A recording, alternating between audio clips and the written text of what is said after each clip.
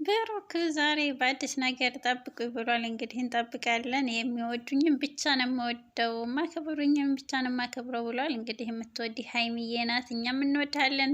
ቦራችን ማለት ነው፣ ጀግና ወንድ እና በቃ ቀለበት ሰርላት እና እንግዲህ አሳርፈን እኛንም ማለት ነው። ብሩኬ ያው ሀይሚዬ እንደምታሰርዘው የቤት ስራ ሰጥተዋለይ፣ የጉዞውን ነገር ማለት ነው፣ የዱባውን እንግዲህ ሙሽም ተጨምራ አዲስ ነገር አለ ብለዋል ቡታጅራዎች። እንግዲህ እንጠብቃለን። ዛሬ ማታ ደስ በሚል ነገር እንጠብቃቸዋለን።